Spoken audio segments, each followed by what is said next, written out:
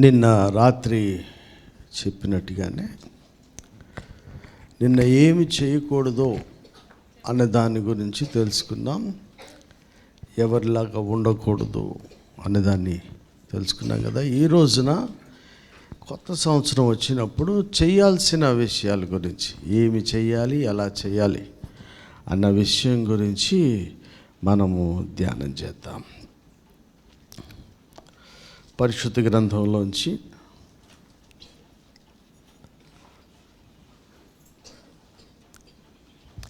కొరింథీయులకు రాసిన మొదటి పత్రిక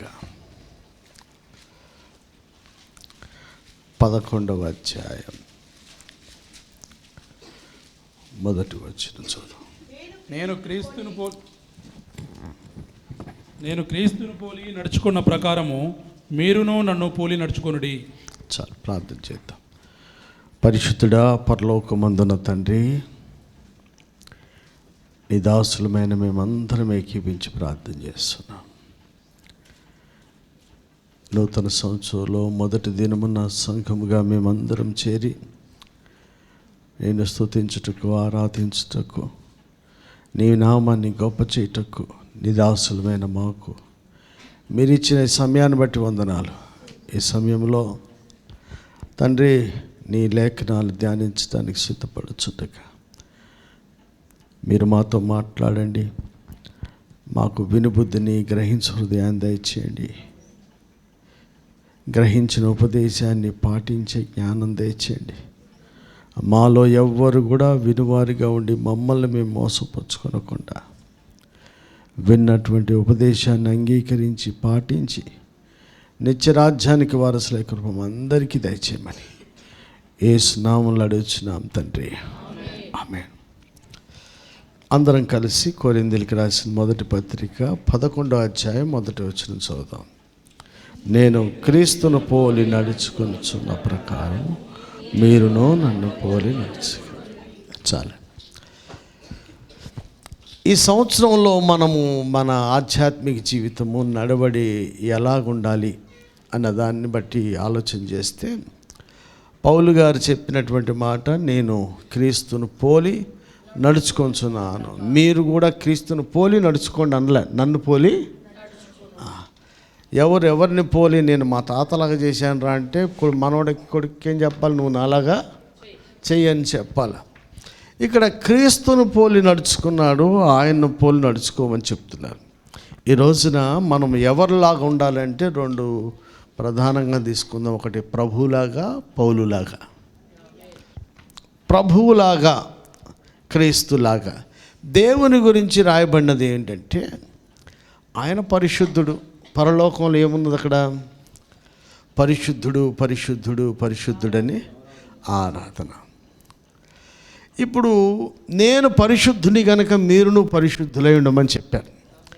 2026లో మన టార్గెట్ ఏమై ఉండాలా? ఎవడి ఉద్యోగం, ఆరోగ్యం, మరి నీ ప్రేమకు వందనాలు. మా ఆరోగ్యం కొరకు చేస్తున్నావు, కానీ దానికి మించింది ఒకటి ఉంది. తండ్రి చిత్తం మేము నెరవేర్చాలని చేయాలి. ఎందుకంటే నా ఇష్టం కాదు, నీ ఇష్టం. నీకు ప్రేమ అది. మంచి ఆరోగ్యంగా ఉంటే మంచిగా సేవ చేస్తారనుకున్నావు, కానీ ఆరోగ్యంగా ఉండి నచ్చిన పని చేస్తే ఏం ఉపయోగం? ఆరోగ్యంగా ఉండి నచ్చిన పని చేయకూడదు. ఆరోగ్యం ముఖ్యమే, దానికంటే ముఖ్యం తండ్రి. మరి నీ ప్రార్థన దీని ముందు దాని అది తీసేయమని అంటలేదు, అది కూడా మాకు అవసరమే. కానీ నేను, శిరీష, మమ్మీ, ఆ తర్వాత ఇంకొకటి కూడా యాడ్ చేయి. నల్గొండలో, వైఎంసీఏలో, మణికొండలో అప్పగించబడిన వాళ్ళందరూ పరిచర్లో ఉన్నట్టే. ఏదో ఒక పని. లేవీల్లో యాజకత్వం చేసేవాడు ఒకడు ఉంటే మిగతా నలుగురు కూడా మందిరానికి సంబంధించిన పనులే చేస్తున్నారు. మా గురించి ఎంత ప్రేమగా చేస్తున్నావో ఆయా బాధ్యతలు అప్పగించబడిన వాళ్ళందరూ కూడా దేవుని చిత్తాన్ని నెరవేర్చాలని ప్రార్థన చేయాలి. హల్లెలూయా. ఇప్పుడు మనం చదివినటువంటి లేఖన భాగం చూస్తే, ఆయన పరిశుద్ధుడు, ఆయన పుట్టుకలో పరిశుద్ధత. భూమి మీద 3.5 సంవత్సరాల్లో అందరినీ సవాల్ చేశాడు. ఎవరినైనా ఇంటోళ్ళు నేను ఎట్లుంటా అంటే నీకేమైందిరా బంగారం అన్నారు అనుకో, అది చూసివా నాకు ఎంతమంది సాక్ష్యం ఉందో, ఆయన ఇంట్లో బంగారం కాదు, లోకంలో సవాల్ చేశాడు. మన చర్చిలోనో మన ఫ్యామిలీలో సవాల్ చేసుకొని మనం కరెక్ట్ అనుకోవడం మంచిదే కాదంటలా. కానీ ఆయన ఎక్కడా పరిశుద్ధుడని తీర్చబడ్డాడు, పాపం లేనివాడు.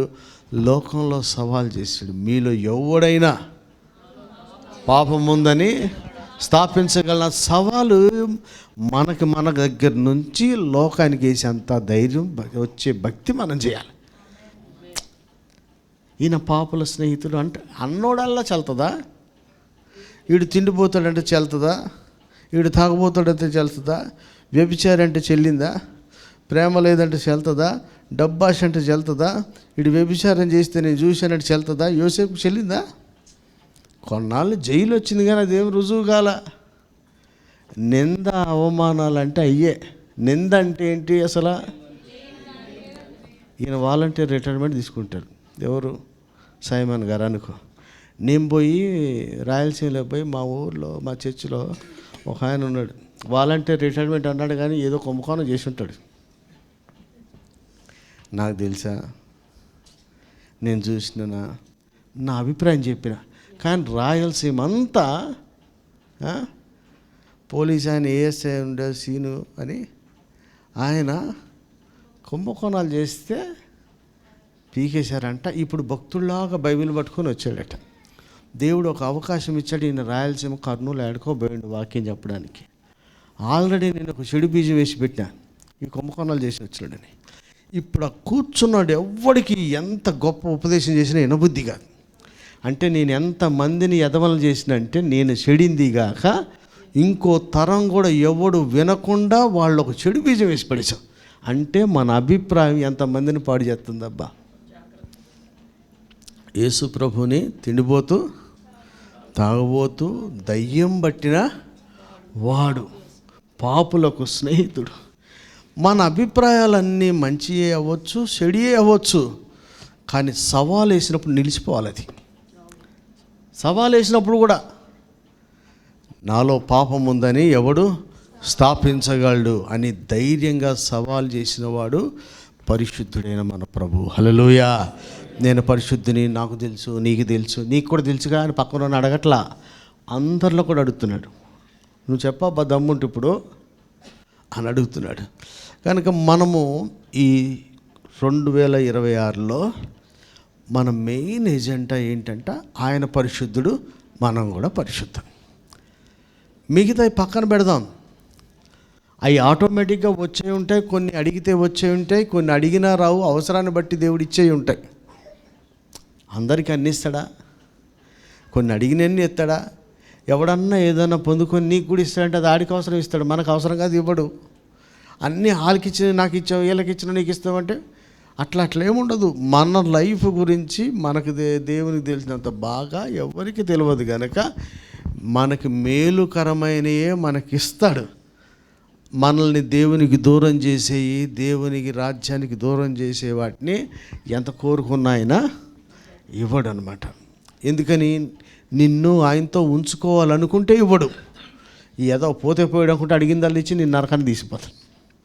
కొన్ని ఇవ్వట్లేదంటూ కూడా అందులో ప్రేమే ఉంది. ఎందుకని? అది ఇచ్చి నిన్ను దూరం చేసుకోవడం ఆయనకి ఇష్టం లేదు.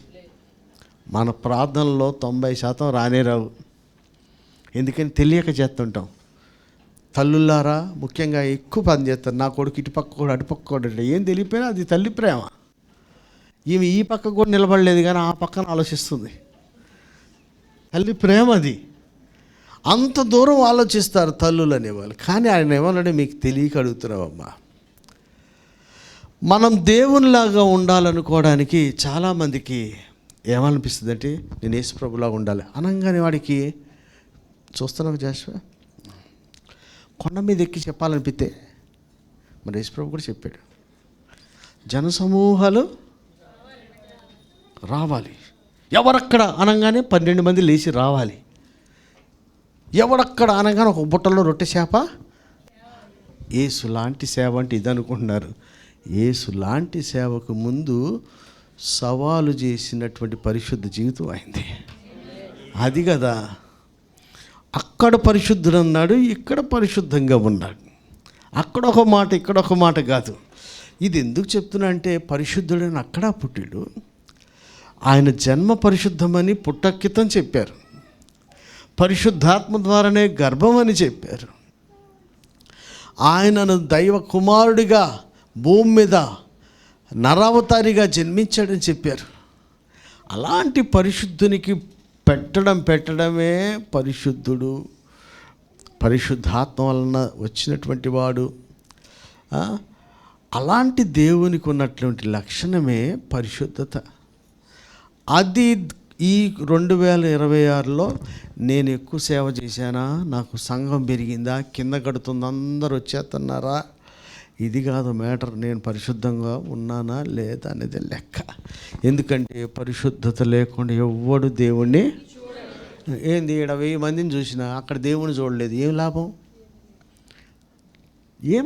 నాకు 1,00,000 మంది సంఘం ఉన్నారు, అందరికీ హెచ్చరికలు ఇచ్చుకుంటూ బోధలు ఇచ్చుకుంటూ ఆమేన్ అని ఆడంటుండో నేను అంటున్నా, దేవుని చూడలేకపోయినా ఏం లాభం?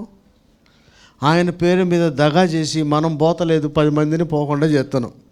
అందుకని వాళ్ళు గుడ్డి బాలు అయ్యుండి వాళ్ళు ప్రవేశించరు, అసలు ఎవరిని ప్రవేశించరు, ఇద్దరు కలిసి గోతిలో పడుతున్నారు. అంటే నేను గోతిలో పడక్కర్లా, 1000 మందిని గోతిలో పడేసేదానికన్నా నేను ఒక్కడిని దారిలో వెళ్తే ఇంకొక్కడన్నా తీసుకెళ్తే సరి.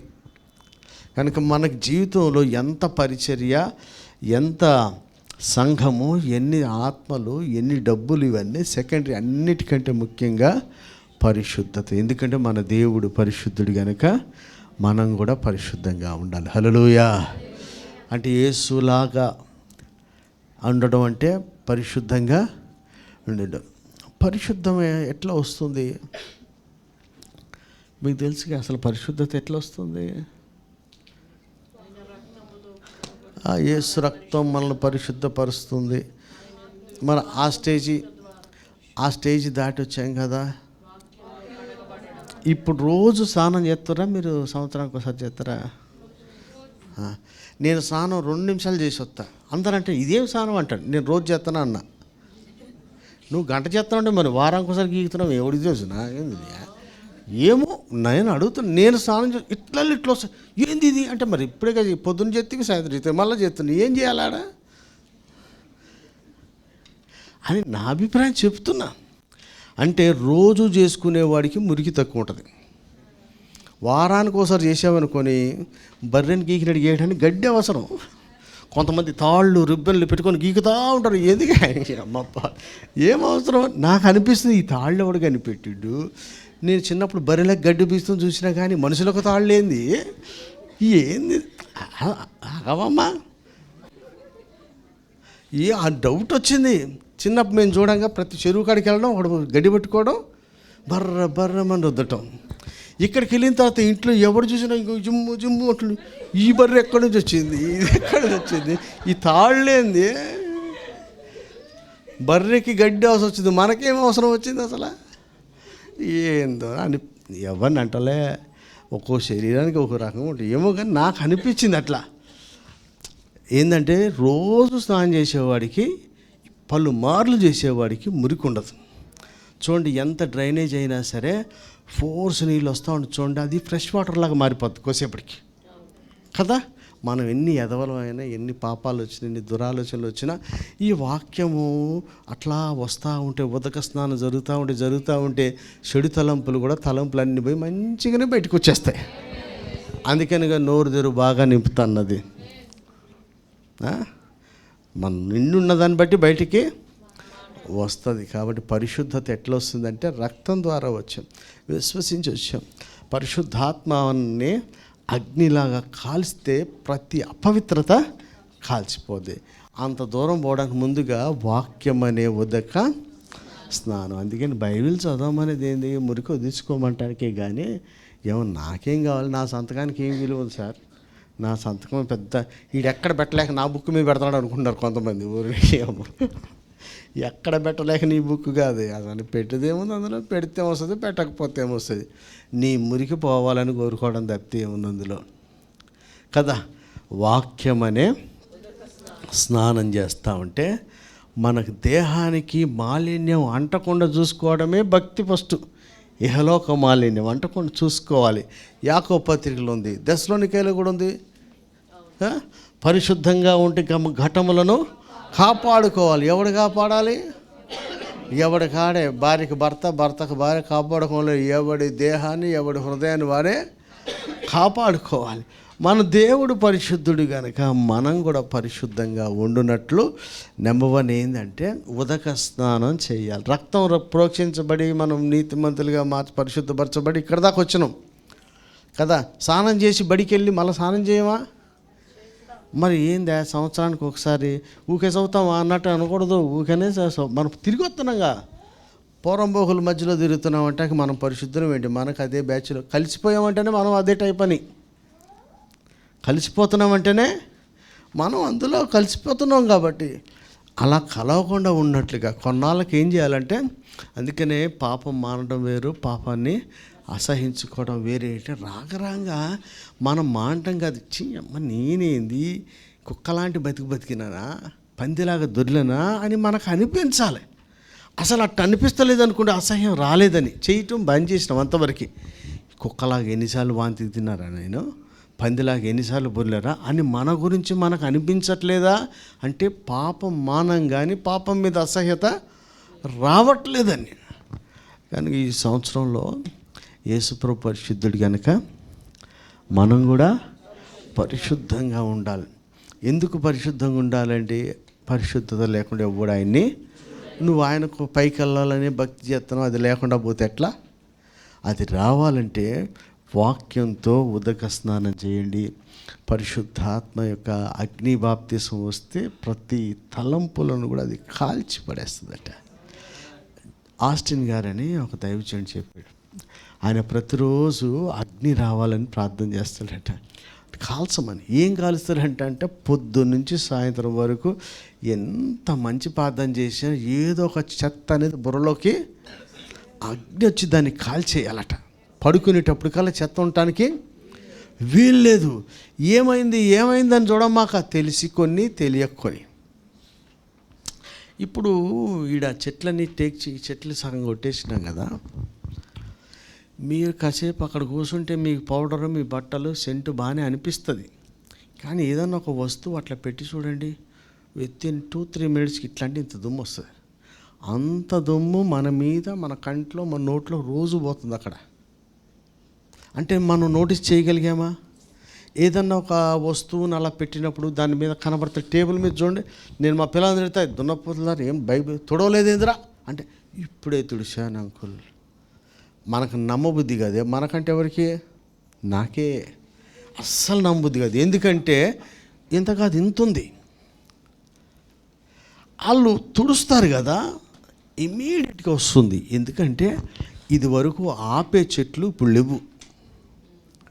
ఒకప్పుడు ఆపడం వల్ల అంత స్పీడ్గా దుమ్ము పట్టేది కాదు. ఇప్పుడు ఆ చెట్టు లేకపోవడం వల్ల అట్లా 5 నిమిషాలకు దుమ్ము వచ్చేస్తుంది. మనకు కూడా ఈ సహవాసం లేకపోతే 5 నిమిషాలకి పెంట ఆలోచనలు అన్నీ వస్తూనే ఉంటాయి. ముందు అందుకనే దేవునితో సహవాసం, పరిశుద్ధాత్మతో, తండ్రితోను కుమారునితోను పరిశుద్ధాత్మతో ఆ తర్వాత పరిశుద్ధుల సహవాసం, సంఘ సహవాసం మనకి అవసరం. ఎందుకని? ఇవన్నీ ఫిల్టర్స్, చెత్త రాకుండా మనల్ని కాపాడుతూ ఉంటాయి అన్నమాట. కనుక 2026లో ఒకే ఒక టార్గెట్, ప్రాముఖ్యమైన విషయం ఏంటంటే మనం పరిశుద్ధంగా ఉండాలి. పరిశుద్ధత లేకుండా చూడలేము. మనం చేసే భక్తే నిత్యత్వం కొరకైనప్పుడు, భూ సంబంధమైన ఆశీర్వాదాల కొరకు కానప్పుడు పరిశుద్ధత కొరకు మనం ప్రయాసపడాలి. అది దేవునికి ఉన్నటువంటి ప్రాముఖ్యమైన లక్షణం. రెండవ మాట చూస్తే, దేవునికి ఉన్నటువంటి యేసు ప్రభు, యేసు అలే అన్నారు కదా, యేసు ప్రభువుకు ఉన్నది విధేయత.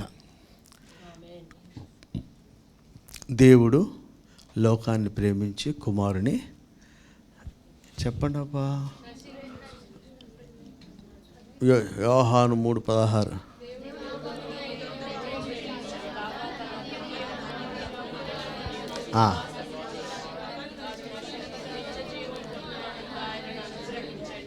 ఏంటి మొత్తం మీ స్టూడెంట్సే? మీ చెబుతుర్రా, మీ స్టూడెంట్స్కి పోటీ వచ్చారుగా.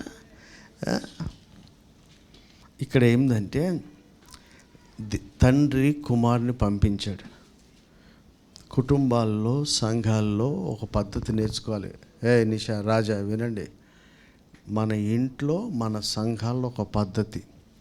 పిల్లోడిని పంపడానికి వాడి సలహా యేసు ప్రభు తండ్రి అయిన దేవుడు తీసుకోవాలి. అది ఎలాంటి దగ్గర పంపుతున్నాడు? ప్రాణం పెట్టడానికి. ప్రాణం పెట్టడానికి పంపే కాడికి ఒకసారి వెళ్తావా?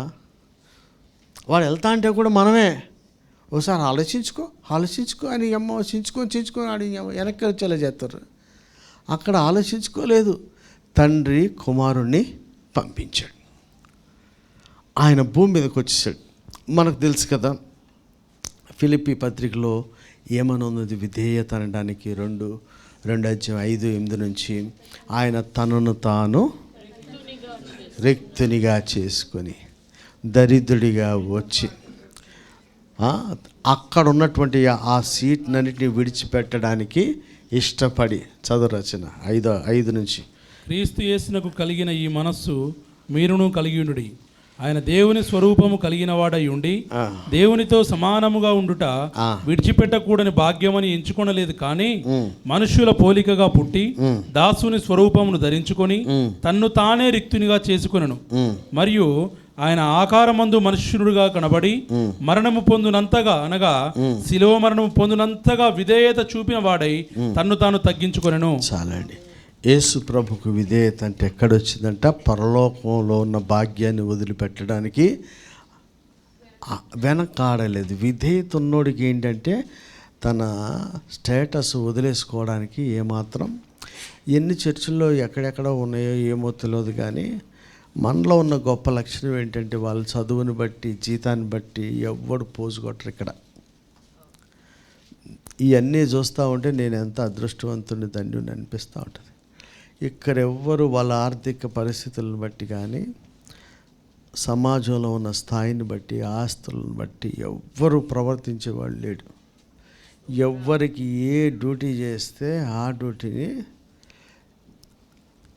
ఖచ్చితంగా నెరవేరుస్తున్నారు. నేను ఇప్పటికి 20 ఏళ్ల నుంచి చూస్తున్నా. ఈ పనులు ప్రారంభించి సుమారుగా 15 సంవత్సరాల నుంచి డ్యూటీలు వేస్తూనే ఉన్నాం.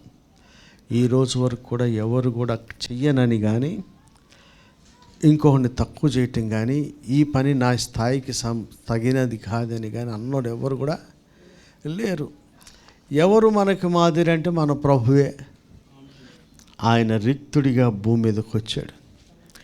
అంత స్థాయిని వదిలేసుకోవడానికి ఆయన ఏమీ సిగ్గుపడలేదు, బాధపడలేదు, వదిలేసుకొని వచ్చాడు. మీరెంత సెంట్రల్ గవర్నమెంట్ అయితే ఏంటి, పరిచర్యకు మారుపేరుగా చెప్తారు పరిచర్యలలో ఎవరైనా హెబ్రోన్ వాళ్ళని. ఎంత పెద్దోడైనా సరే ఏ డ్యూటీ వేస్తే ఆ డ్యూటీ చేస్తారట హెబ్రోన్లో. ఎంత గొప్ప లక్షణం అది. విధేయత అనేది ఎక్కడ తెలుస్తుంది? చెప్పిన పని చేయటంలోనే విధేయత తెలుస్తుంది. యేసు ప్రభుకి ఎంత విధేయత ఉందంట, అక్కడ సింహాసనాసీనుడు, అక్కడ పరిశుద్ధుడిని కీర్తించబడుతున్నవాడు. అలాంటి వాడు భూమి మీద రాగానే తాగుపోతాడా, తిండిపోతాడా, దయ్యం పట్టినోడా, పాపుల స్నేహితుడా? పైనేమో స్తోత్రాలు, కిందకు వస్తే తిట్లు, అవమానాలు వస్తున్నాయి. అయినా సరే ముందే తెలిసే వచ్చేసాడు. విధేయత అంటే ఏంటి? నీకు ఏ మంచి రాదని తెలిసినా, నిన్ను పొగిడేవాడు లేదని తెలిసినా, తండ్రి చెప్పాడని చేయటమే విధేయత. హల్లెలూయా. అంత మంచిగా అయిపోతుంది. ఇప్పుడు మన ఎవరైనా తేజస్వి ప్రసాద్ చెప్పాడు కదా, నాకంత ప్రోగ్రెసివ్ బాగుంది ఆశీర్వాదం అని. అది చాలా ఆశీర్వాదం. ఎర్లీ స్టేజ్లో అట్లనే ఉంటుంది ఆశీర్వాదం. ఇంకో సంవత్సరంకి వెళ్ళిన తర్వాత ఉన్నదంతా తీస్తాడు. అప్పుడు కూడా అది కూడా ఆశీర్వాదమే. ఇప్పుడు మనల్ని నిలబెట్టడానికి ఆశీర్వాదిస్తాడు, నిలబెట్టిన తర్వాత పరీక్షించడానికి ఉన్నది గుంజుతాడు. పరీక్షలో నెగ్గినప్పుడు నువ్వు అడిగిన దానికంటే ఊహించిన అత్యధికంగా ఇస్తాడు. పరీక్షలు పెట్టేది ప్రమోషన్ కొరకు. పరీక్ష అంటేనే ప్రమోషన్ కొరకు. కనుక మీరు సిద్ధపడాలి. ఆ పిల్లలకి ఇద్దరికి చెప్తాను, షారోన్ సన్నికి 26లో టార్చర్. ఆ లోపల ఏం రాదు, యేసుప్రభు పెడతలేడు కానీ ఈయనే సిద్ధపడిపోతాడు అనుకుంటున్నారు. మన సునీల్ ఏం చెప్పాడు?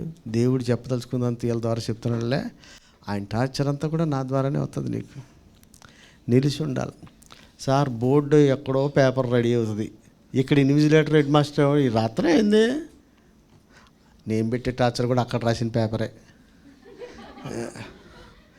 దాంట్లో నాకేమో సార్ ఆ పరీక్ష నేను బాసే అవసరమే, అది మనకు సంబంధించి. నీకు మళ్ళీ చెప్తున్నా, మనల్ని దేవుడు నియమించిన శోధనలు జయించులాగా మాకు తన అనుమతించిన మనకి రివార్డ్ ఇవ్వడానికే దేవుడు మనల్ని ఆ మార్గాల గురించి నడిపిస్తాడు.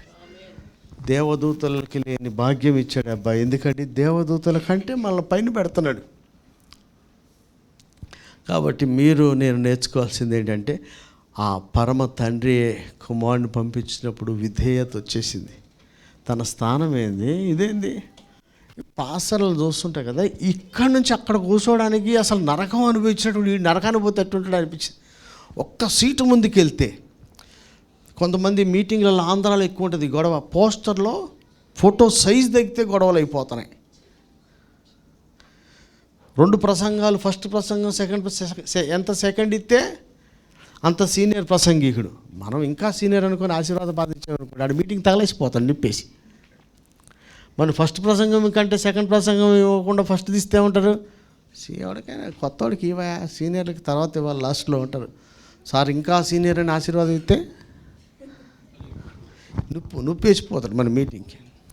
అంటే తగ్గించుకునే వాళ్ళు. నేను గొప్ప కాదు కానీ నార్త్లో నేను వెళ్ళినప్పుడల్లా తీసుకెళ్తా. డబ్బులు నాయి, నేను చెప్పేదానికంటే నేను కూర్చునేది ఎక్కువ ఉంటుంది. లక్షలు ఖర్చు పెట్టి ఒకరిని తీసుకెళ్ళి చెప్పమని చెప్తాం.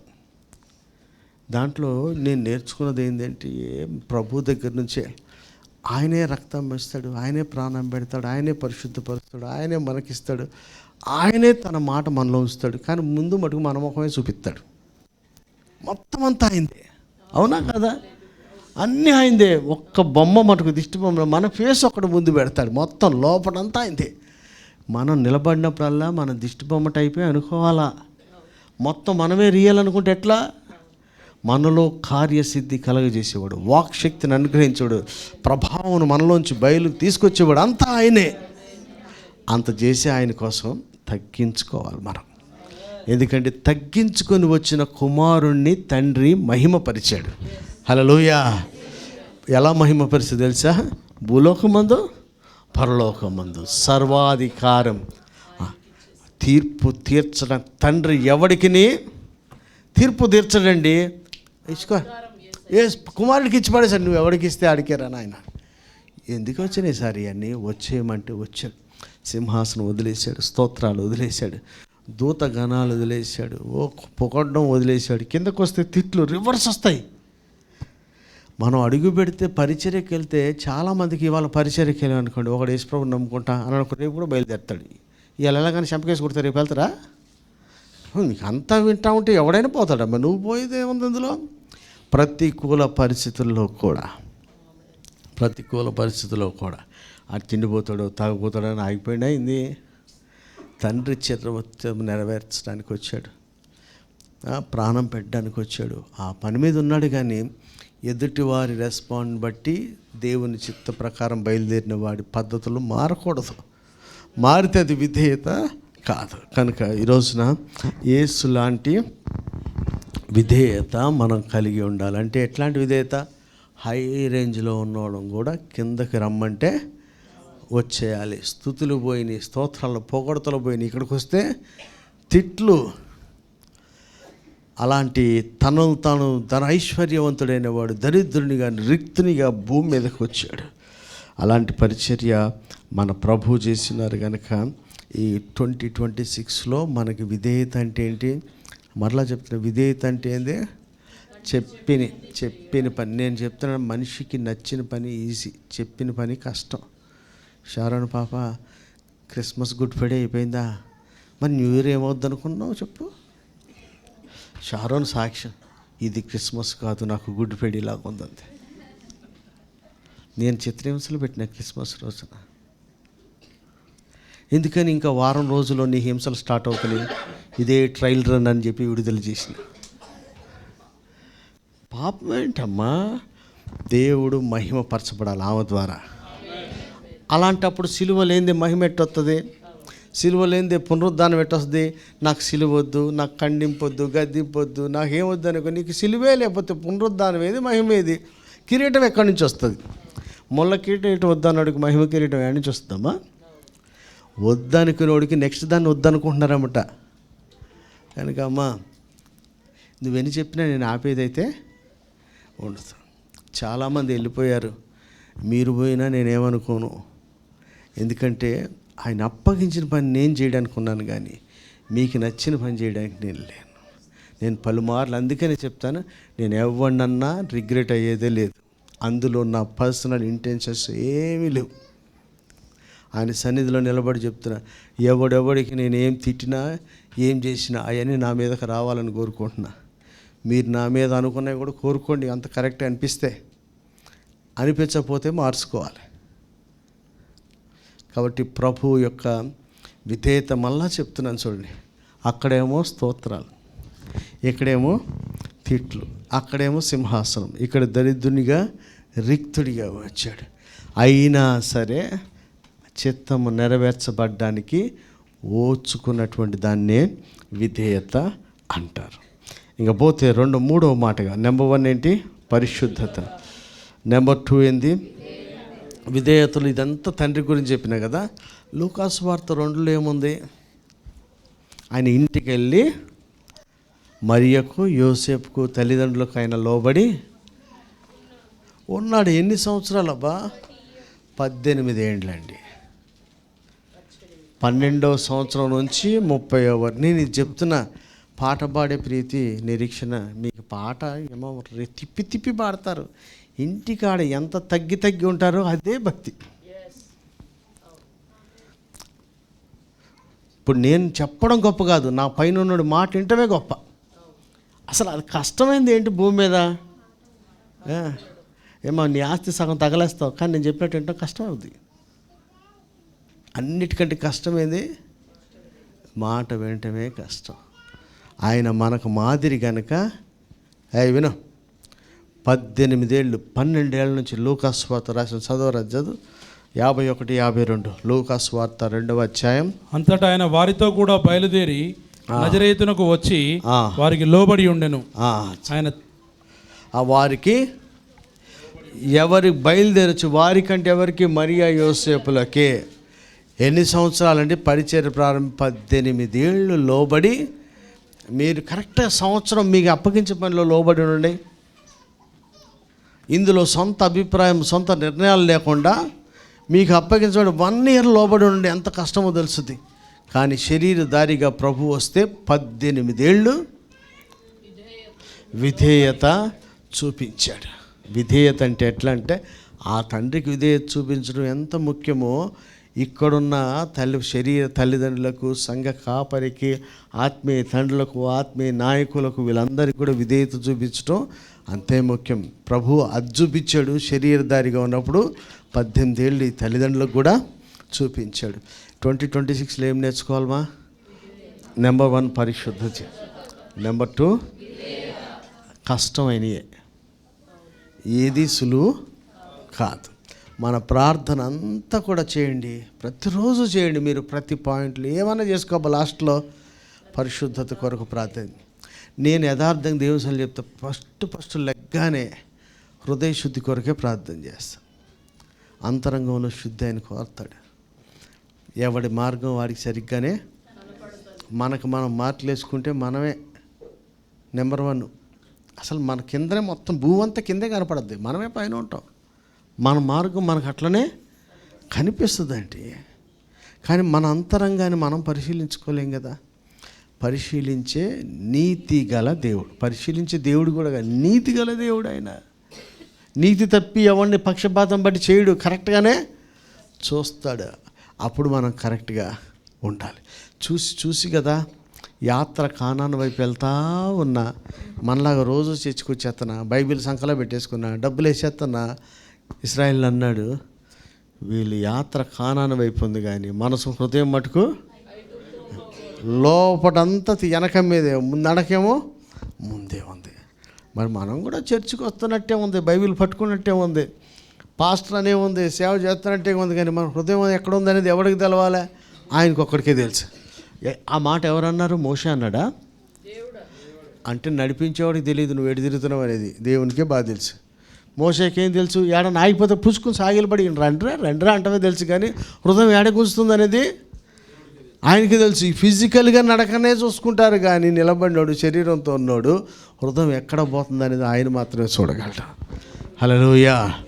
కనుక ఈ రోజున మనం విధేయత చూపించాల్సింది పరమ తండ్రికి, శరీర తల్లిదండ్రులకు, అలాగనే మన పైన ఉన్నటువంటి కాపరులకు, దైవజనులకు కూడా విధేయత చూపించాలి.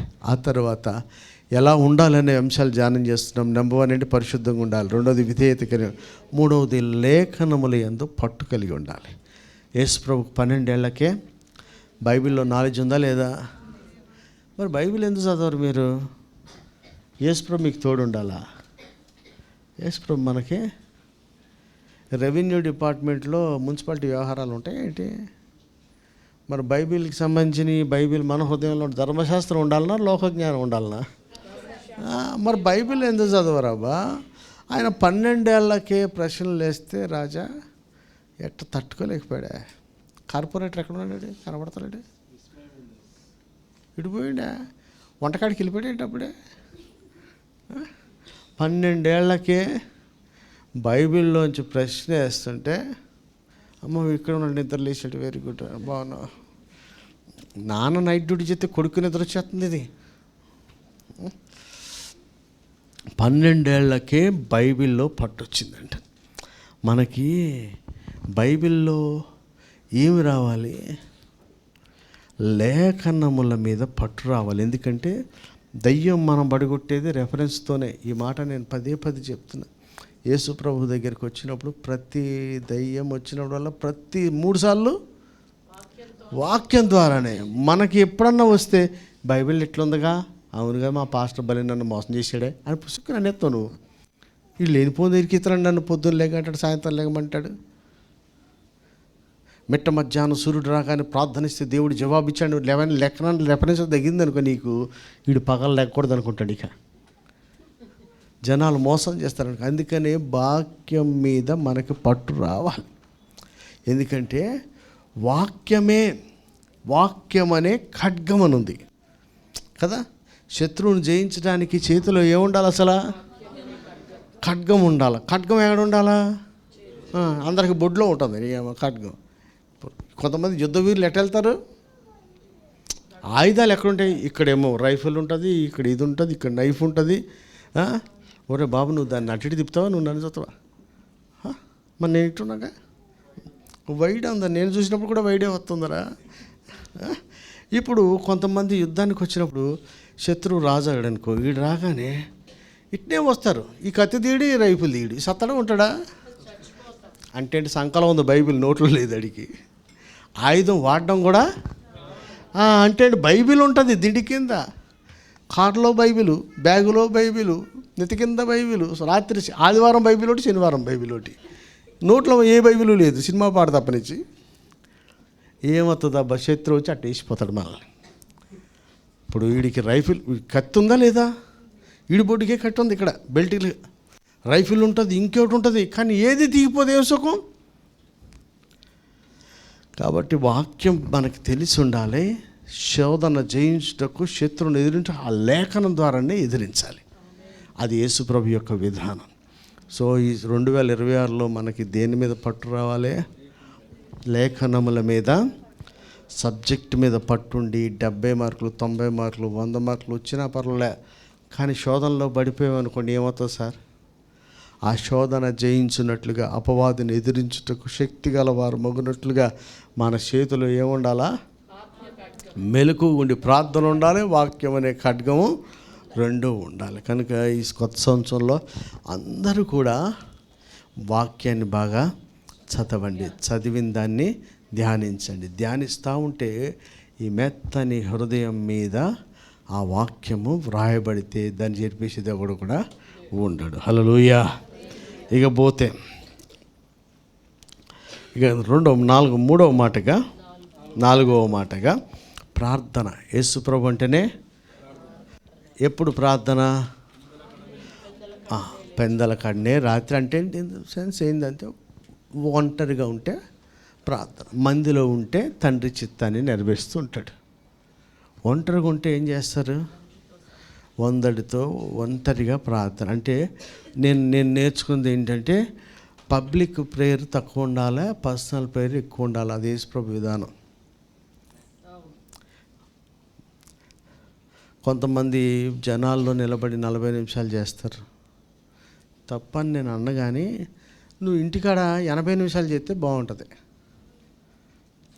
ఇక్కడ చేయటం తప్పని అక్కడ చేసేది చాలా ఎక్కువగా ఉండాలి. యేసుప్రభు ప్రార్థన చేసినప్పుడు శిష్యులు కానీ పక్కన జనాలు కానీ అందరినీ కొండ మీద నిలబెట్టి జనసమూహం ఆయన రాగానే ఈయన ఎత్తడి తిరిగాడు, వీడు ఎప్పుడు తిరుగుతాడు, ఏం చెప్తాడని చూస్తారంటారా? ఇదే కొంతమందికి అదొకటి ఉండే టెన్షన్. అయ్యగారు ఇంకా ప్రవచనాలు చూస్తున్నాడు పైకి, ఎప్పుడు వస్తుందో వీడు ఎప్పుడు చెప్తాడు అన్నట్టు ఎదురు చూస్తుంటారు. అంత బిల్డప్ మనకు అవసరం లేదు. ఎవరు లేనప్పుడే ఆకాశం వైపు కన్నులు ఎత్తి దేవునికి ప్రార్థన చేసుకోవాలి. హల్లెలూయా. జనం వచ్చారా, ఆయన చెప్పిన మాట జనాలకు చెప్పాలి. జనం వచ్చినప్పుడు ఎక్కువసేపు ప్రార్థన చేయొద్దని వెంటనే తక్కువ చేయటం మంచిది. ఎవ్వరు లేనప్పుడు ఎక్కువ చేయటమే ఉత్తమం. అది యేసు ప్రభు యొక్క విధానం. అందుకనే పగలు రాగానే ఆ ప్రార్థనలో నేను నమ్ముతున్నాను. ఏమన్నాడంటే పగలేమన్నాడంటే, నా తండ్రి చెప్పని మాట నేనేది చెప్తలేదు, వద్దన్న పని ఏది చేస్తలేను, చెయ్యమన్న పనులే చేస్తున్నాడు. ఇవన్నీ ఏంటి? ఈరోజు అంటారు కదా చాలామంది పెద్ద పెద్ద మనుషుల్లో, ఈరోజు షెడ్యూల్ ఏంటి, ఏం చేయాలి అనేది రాత్రి ప్రార్థనలో తెలవాలి, పొద్దున్నే మనం ఇంప్లిమెంట్ చేయాలి. అది యేసుప్రభు యొక్క పరిచర్య. హల్లెలూయా. ఆయన వచ్చిన దానికి ఒక సర్టెన్ పనుల మీద వచ్చాడు, కానీ అనుదినము ఆ రేమా వర్డ్ అనేది ప్రతిరోజు ఎవరికి రావాలో ప్రతిరోజు ప్రార్థనలో నడుకు వస్తుంది. ఆ మాట ప్రకారమే యేసు ప్రభు చేసి చూపించారు. కనుక మనకు మాదిరి ఏంటంటే నెంబర్ 1 పరిశుద్ధత, 2వది విధేయత, 3వది లేఖనములందు పట్టు, 4 ప్రార్థనా జీవితము. తర్వాత యోహాను సువార్త 4వ అధ్యాయం 34వ వచనం.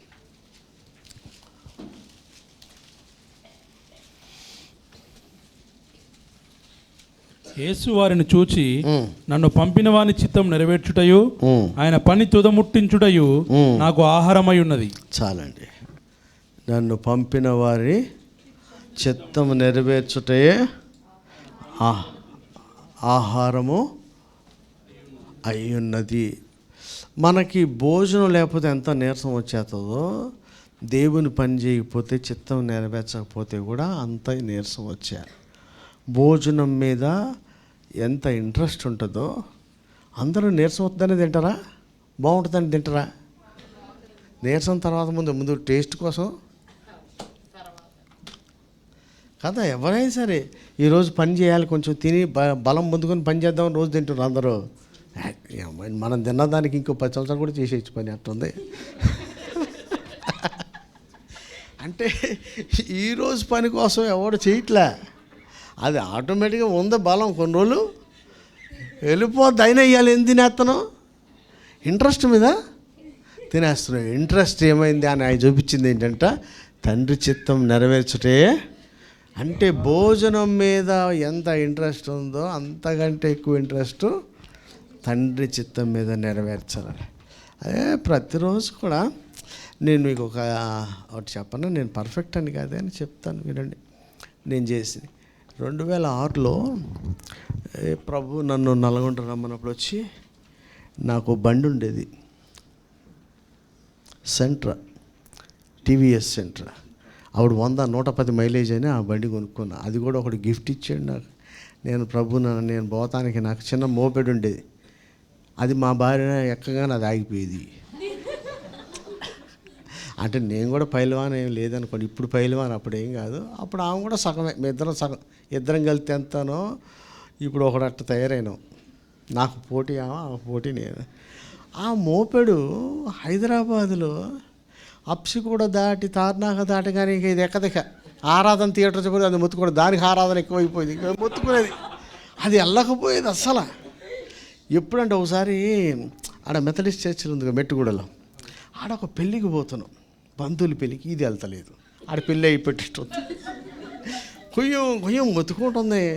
ఎట్నో అట్నా పోయి అయిపోయింది. అది నేను అనుకున్నా, ప్రభు సేవ చేయాలంటూ ఈ బండి మీద ఏం సేవ చేస్తాం, అసలు ఇదేంది. నేను ప్రార్థన చేసుకున్నాండి. ఆశ్చర్యకరంగా నాకు ముక్కు మొహం ఈ రోజు కూడా నేనెవడో వాళ్ళకి తెలియదు, ఆడెవడో నాకు తెలీదు, వాళ్ళకి దేవుడు చూపించారని చెప్పి 40,000 ఇచ్చారు బండి కొనుక్కోమని. ఇప్పుడు కూడా వాళ్ళ ముఖం నేను చూడలే, వాళ్ళు నేను ఎవడో వాడికి తెలీదు. అట్లా వస్తాయి. ఎట్టొస్తాయి అనేది సహాయం. అందుకనే సహాయం ఎక్కడి నుంచి వచ్చినో యెహోవా వల్లనే సహాయం. అంటే అట్లా వచ్చితే దానికి ఇంకా 2-3 వేలు తగ్గినాయి. ఆ టైంలో డాడీ ఉండారు, ఈ బండి కొనుక్కుందాం. నేను అన్న దీంట్లోనే కొందాం డాడీ. పోయామా 2-3 వేలు కలిపితే మైలేజ్ ఎక్కువ వస్తుందట అని చెప్పి ఇంకొక 3,500 అట్లా పెట్టి ఆ బండి కొన్నాం.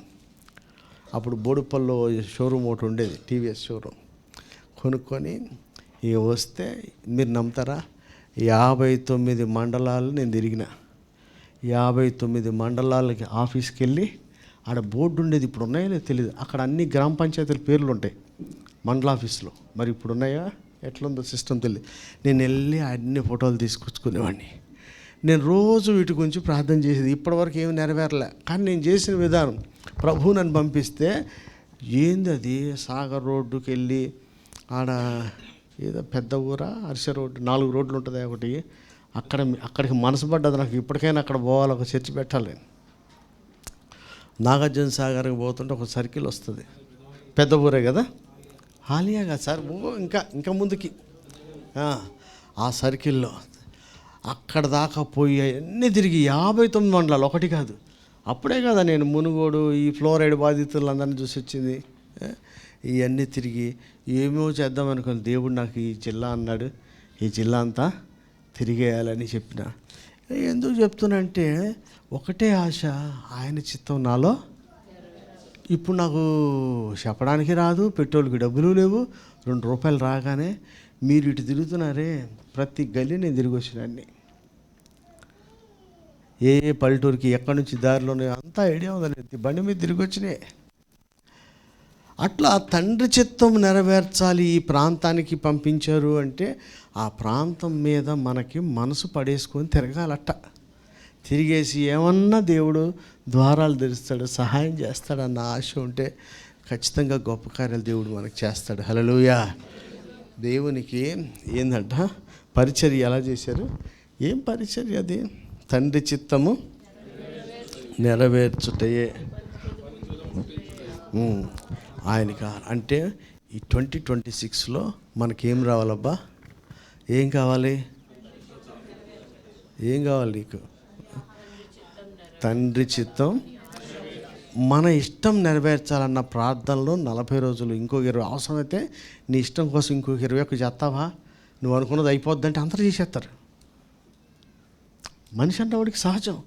అమ్మా నీ పిల్లల గురించి, నీ గురించి నువ్వు అనుకున్నది ప్రభు బయలుపరిచాడు. సరితా ఇంకో 21 చేస్తావా అంటే 21 ఏంటి, నీ 31 కూడా చేస్తాను, నేను అది కావాలి రైట్ నవ్వు అంటారు. ఏంది మనం అనుకున్న దానికోసం, నువ్వు అనుకున్నది కాదే ఆయన చిత్తం. అంటే ఎందుకు ఆయన నాకు తలకాయ నొప్పులు, దేవుడు నా బలం ఏంటో తెలీదా, దేవుడు నా శక్తి ఏంటో తెలీదా. మన సామర్థ్యము, మన శక్తి అన్నీ ఆయనకి ఎక్కువ తెలుసు. మీకు ఏదన్నా పని వచ్చిందనుకోండి ఆయనకి ఎక్కువ.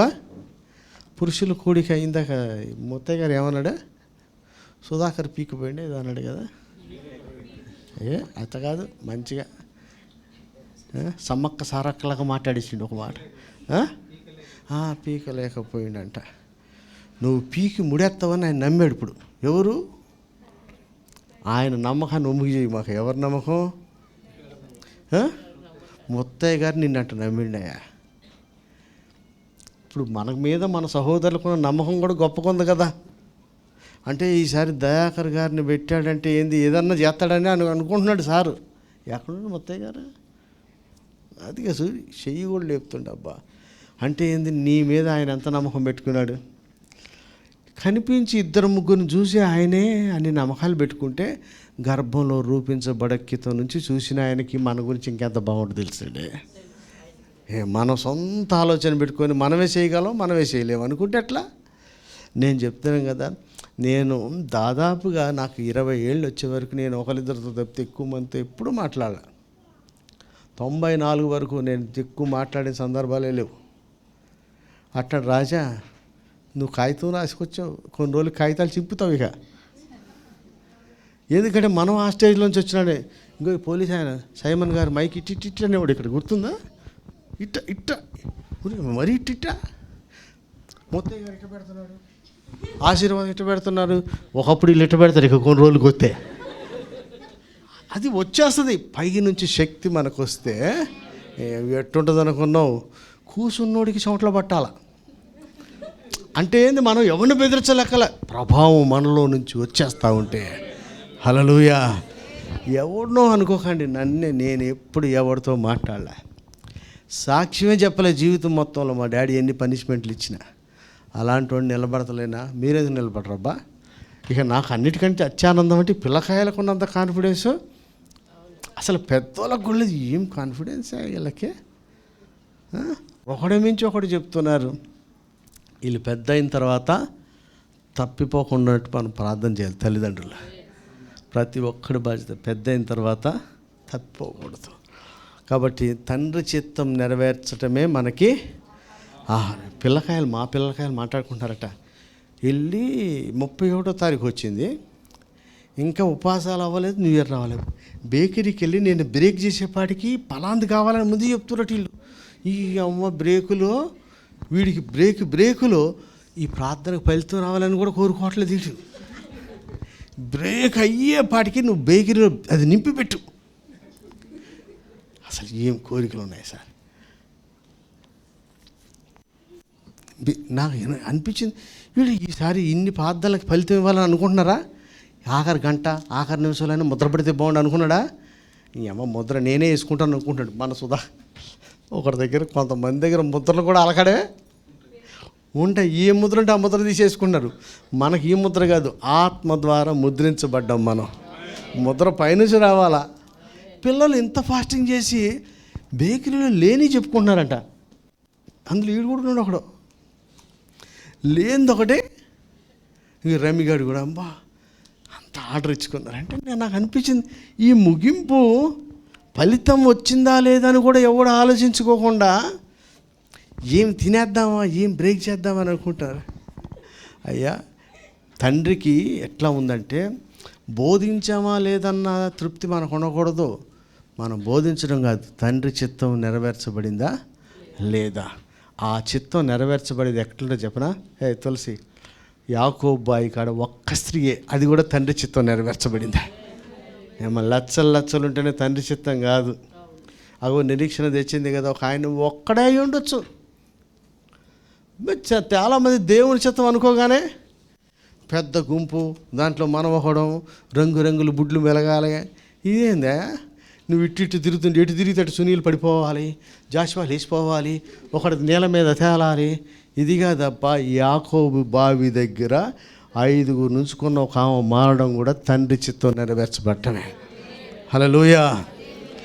అది మనకు ఆహారం. అంటే ఏంటి? ఒకడి మారు మనసు, ఒకడి పశ్చాత్తాపం కావాలి. గుంపులో ఫోటో మీద జనాల గురించి చేతులు ఎత్తినప్పుడు, దించినప్పుడు ఫోటోలు తీసుకోబ్బా. కానీ తండ్రి చిత్తం నెరవేర్చబడి అంటే ఒకడిని లోకం నుంచి వేరు చేసి మళ్ళీ తండ్రికి దగ్గర చేసే పశ్చాత్తాపం, అది మనకు రావాలి. ఆ చిత్తము నెరవేర్చడమే మనకేమై ఉండాలా? అదే సుప్రభుది. అలాంటి తండ్రి చిత్తం నెరవేర్చాలన్న ఆశ మనకు ఉండాలి. ఇప్పుడే చూద్దాం. ఇంకో 2 సంవత్సరాలు అయితే రిటైర్డ్ అయిపోతా, లేకపోతే ఈ కంపెనీ నిన్ను బీకేస్తాడు, అప్పుడు ఏం చేయాలో తెలియక చేద్దాం అనుకోకు. ఇప్పుడే నేను మళ్ళా చెప్తున్నాను, అందరికి చెప్తున్నా, నేను నమ్ముతున్నా, ఎన్నాళ్ళు చేసిన ప్రార్థనకి ఇప్పుడు వస్తుంది. సంవత్సరం చదివావు, వారం రోజులు 5-10 రోజులే ఎగ్జామ్ ఉంటుంది. నీ ప్రమోషను, నువ్వు ఫెయిల్ అవటమో తేలిపోద్ది. ఇప్పుడు నీతిమంతుడు నీతిమంతుడిగానే ఉంటాడు, చెడినోడుగానే ఉంటాడు, వాడబడేవాడు ఇంకా వాడబడతాడు, తుప్పుబట్టినోడు చీకటి కొట్టులోకి వెళ్ళిపోతాడు. ఈ సంవత్సరంలో దేవుడు ప్రతి వాడి జీవితాన్ని కూడా మారుస్తాడు. హల్లెలూయా. దాని కొరకు మనం నెంబర్ 1 పరిశుద్ధంగా ఉండాలి, విధేయత కలిగి ఉండాలి, లేఖనముల యందు పట్టుండాలి, ప్రార్థన జీవితం ఉండాలి, తండ్రి చిత్తమే నెరవేర్చాలి. ఇంకొకటి పరిచర్య చేయాలి. ఎవరికి? శిష్యులకు చేశాడు ఆయన. ఎవరు పాదాలు కడిగాడు? మనుష్య కుమారుడు పరిచర్య చేయించుకోవడానికి కాదు, చేయటానికే. ఎవరికి చేయడానికి వచ్చాడు? అందరికీ. ఆయనకంటే పెద్దోడు ఎవరు లేడండి, అందరికి తక్కువ వాళ్ళకే చేశాడు. అంటే నువ్వు చేసావు చేయలేదు అన్నది ఎక్కడ తెలుస్తుంది? మనకంటే తగ్గినోడికి చేస్తేనే చేసినట్టు లెక్క. పైనోడికి చేస్తే సునీల్ ఫోన్ చేసి విశాఖపట్నంలో ఉన్నాగానే, ఏందా రైలు ఎక్కేవని మా తమ్ముడు చెప్తే నువ్వు ఇంకా ఎక్కడికి తిరుగుతున్నావా, ఇప్పుడు చేరేయడం ఏంటంటే నిఖితా వాళ్ళ ఇంటికి పోయినాను. నేను వెంటనే అడిగా, సంవత్సరం తిన్నారు, నిన్ను ఏమైనా పట్టించుకున్నారా అని అడిగా. ఫస్ట్ ప్రశ్న, నా సొమ్ము తినలేదు సార్. అనిలు కాదు, ఏం పేరు, సునీలు, అనిత, వీళ్ళ ఇంట్లో పిల్లలు సెలవొత్తే వస్తారు. ఇల్లు ఏళ్ళదో తెలీదు, వాళ్ళదో తెలియదు. చూసి ఏం తెలియక బండేసిపోతుంటాడు ఈయన. ఇల్లంతా ఆక్రమిస్తే ఏం చేస్తాడు పాపం? వస్తూ ఉంటారు, పోతూ ఉంటారు. ఆయన కూర్చోవడానికి ఇష్టం లేదు, తినాల్సిన ఇడ్లీ తింటాకి లేదు. ఈ ఇడ్లీ తిందామని దోసేస్తుండే. ఎవడేం చేస్తారో తెలుస్తలేదు. అట్లాంటిది పోతే నేను ఫస్ట్ అడిగిన పని, సంవత్సరం మన ఇంట్లో తిన్నారు, ఎట్ట చూస్తున్నారు అని. వాళ్ళు చూసేది ఎన్ని రోజులు, ఒక్క పూట కదా. ఆయన జీవితకాలం అంతా మనకి దయ చూపిస్తున్నాడు కదా. కృతజ్ఞత కనీసం ఒకరోజైనా, ఒక సంవత్సరాన్ని ఉంటుందా మనకి? మొత్తం మనం చేసినంతగా వాళ్ళు చేయగలుగుతారా? ఎప్పటికీ చేయలేరు ఫస్ట్. కానీ ఒకరోజైనా చేస్తే మనకు తృప్తి అయింది కదా. అట్లనే లైఫ్ అంతాగా ఇంతంత చేసినా దేవుడు మెచ్చుతాడబ్బా. కొంచెమన్నా ఉండాలి మనకి గ్రాటిట్యూడ్ అనేది. మళ్ళీ చెప్తున్నా, సొమ్ము నాది కాదు, ఇల్లు నాది కాదు. ఫస్ట్ ప్రశ్న, ఇన్నిసార్లు ఉన్నారా మన ఇంట్లో, నిన్నేమైనా చూసారా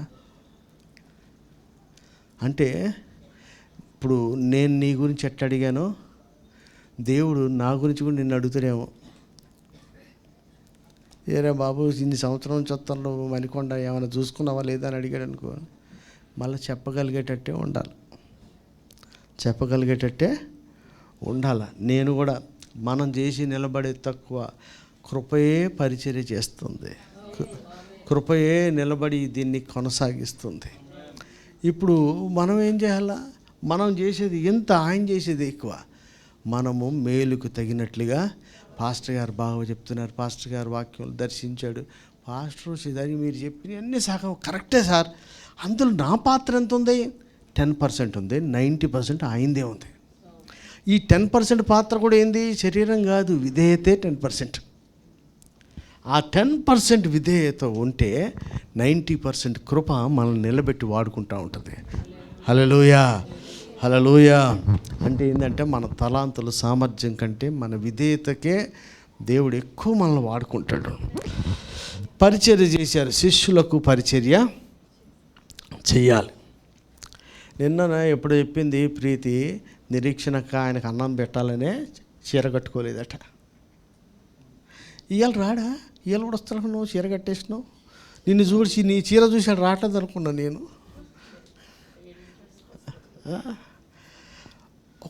అంటే పిల్లలు తమ ఇష్టాన్ని కూడా చంపుకుంటున్నారు. దేనికి?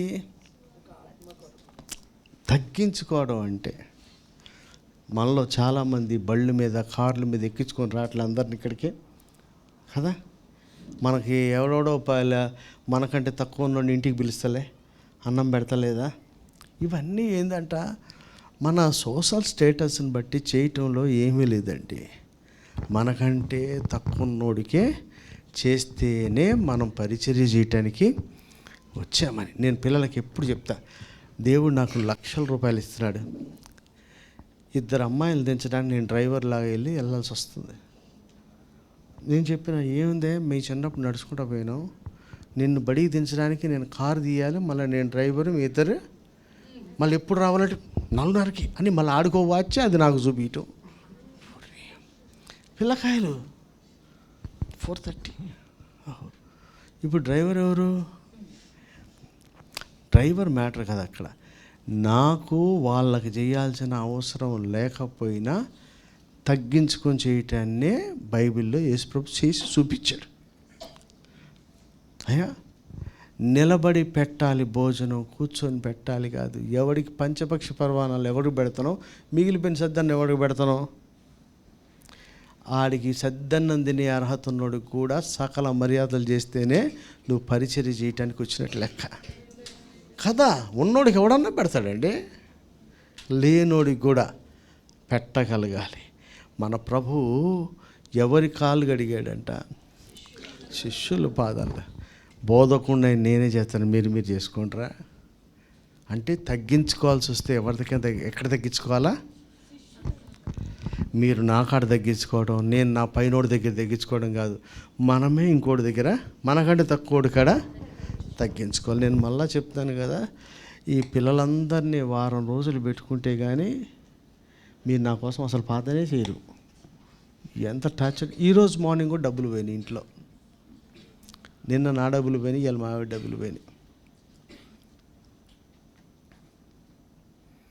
పైన ఆయన చూస్తున్నాడు.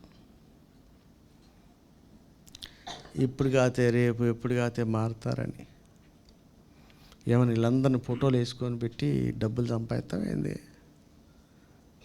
వీళ్ళు చేసే పనికి ఏమన్నా వస్తుందా? ఎక్కడబ్బా పరిచర్య ఎవరికి చేయాలట? ఎంసీ ఎంటెక్ చేసి పొద్దున్న లేచి హడావుడిగా క్యారేజీలు పెట్టాలా? ఎవడికి పరిచయం చేయాలి? బాస్కి ఎవడైనా నమస్తే చేయటానికి, పిల్లలకు కూడా చెయ్యాలంటేనే మన ప్రభు పరిచర్య చేయటానికే వచ్చాడు. ఎవడికి పురుగు వంటి మనలాంటి వారి కోసం పరిచర్య చేయడానికి ఆయన వచ్చాడు. ఇంక లాస్ట్ వన్, యోహాను సువార్త 17వ అధ్యాయం 4వ వచనం. ప్రతిసారి ఈ మాట చెప్తుంటా నేను. చేయుటకు నీవు నాకు ఇచ్చిన పని నేను సంపూర్ణముగా నెరవేర్చి భూమి మీద నిన్ను మహిమపరిచితిని. చాలండి. 2026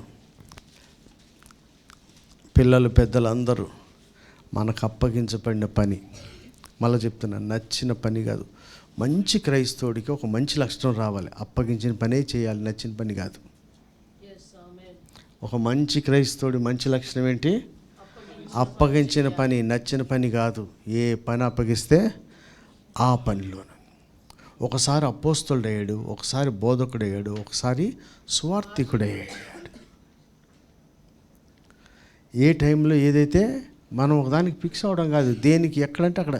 ఒకసారి గ్రీకుడు అయ్యాడు, ఒకసారి రోమీయుడు అయ్యాడు, ఒకసారి యూదుడు అయ్యాడు. అన్ని జనులకు ప్రకటించడానికి అన్ని జనులాగానే ఎట్టబడితే అట్ట అయిపోతున్నారు. కానీ గోల్ ఏందంట? ఒకదానికి ఫిక్స్ అవ్వకూడదు. ఇక్కడ రాసినటువంటి మాట ఏంటి? ఏమ్మా? చేయుటకు దేవుడు ఏ విధము చేతనైనా దేవుడు అప్పగించిన పని సంపూర్ణంగా నెరవేర్చడానికి తనకి మహిమ రావాలి. నేను గమనిస్తుంటా కదా, డిసెంబర్ 23న ఎవరికి అప్పగించినా ఏం కష్టపడతారబ్బా. కానీ నాకు అనిపిస్తుంది ఇదే కష్టం నార్త్ ఇండియా వాళ్ళు నార్త్ ఇండియాకి పడిన ఐఎఫ్జే పరిచర్లకి దానికోసం పడిన స్త్రీల కూడికి చేసిన. నేను మీతో చేయట్లేదు అంటలా. నాకు 23వ తారీఖున పడినంత ఎఫర్ట్ అన్నీ మీతో దాని మీద చూపించినట్టు అనిపించట్లా. కానీ సండే స్కూల్ టీచర్లు మటుకు ఈ సంవత్సరం, పోయిన సంవత్సరం చాలా ఆ ఫలం మనం చూస్తూ ఉన్నాం. సో మీరు నేను కూడా ఈ సంవత్సరంలో ఏమై ఉండాలట? మనకు అప్పగించబడిన పని, అప్పగించబడిన దాన్నే సంపూర్ణంగా సగం చేయటము నాకు ఇష్టం లేదో అనకుండా సంపూర్ణంగా చేయాలి. సో ఈ రోజున ఈ కొత్త సంవత్సరంలో చేయాల్సిన పనులు ఏంటంటే, యేసు ప్రభులాగా పరిశుద్ధంగా ఉండాలి, యేసు ప్రభులాగా విధేయత, యేసు ప్రభులాగా పట్టుదల, యేసు ప్రభులాగా ప్రార్థన, యేసు ప్రభులాగా నెరవేర్చాల, యేసు ప్రభులాగానే పరిచర్య చేయాలి. అలాగనే లాస్ట్ యేసు ప్రభులాగానే అప్పగించిన పని సంపూర్ణంగా చేసి దేవుని నామాన్ని మహింపరుద్దాం. దేవుడి మాటలు దీవించుగాక. ఆమేన్. మోకరించగలను అందరం మోకరించి